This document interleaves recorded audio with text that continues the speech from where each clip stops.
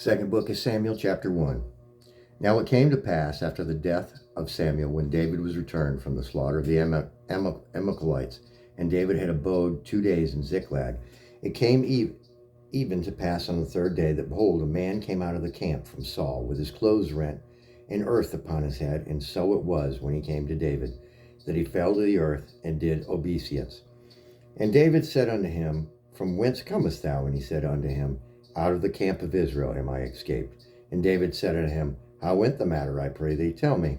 And he answered, That the people are fled from battle, and many of the people are also fallen and dead.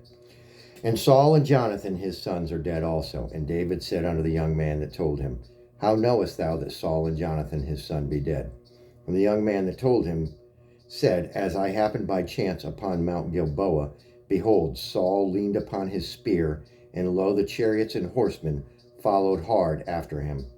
And when he looked behind him, he saw me, and called unto me, and I answered, Here am I. And he said unto me, Who art thou? And I answered him, I am an Amalekite.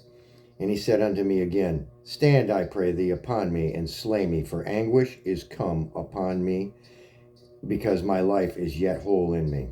So I stood upon him and slew him, because I was sure that he could not live after that he was fallen. And I took the crown that was upon his head, and the bracelet that was on his arm, and have brought them hither unto my Lord.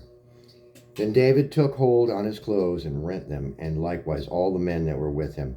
And they mourned and wept and fasted until even, for Saul and for Jonathan his son, and for the people of the Lord, and for the house of Israel, because they were fallen by the sword.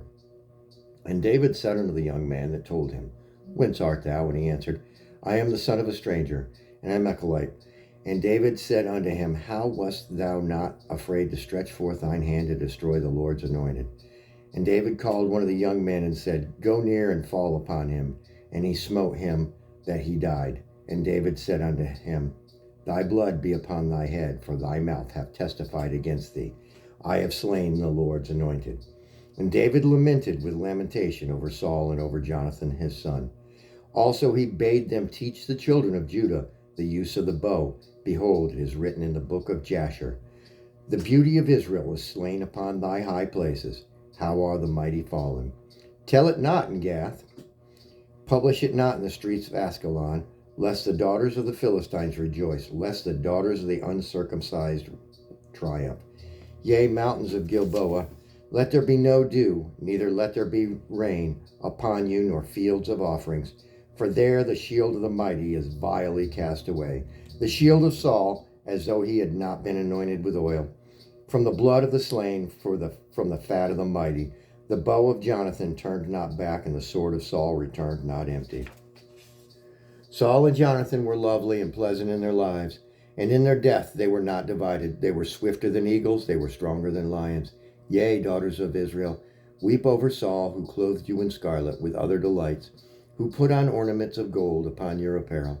How are the mighty fallen in the midst of battle? O Jonathan, thou wast slain in thy high places. I am distressed for thee, my brother Jonathan. Very pleasant hast thou been unto me. Thy love for me was wonderful, passing the love of women. How are the mighty fallen, and the weapons of war perished? Amen. That was second book of Samuel, chapter 1.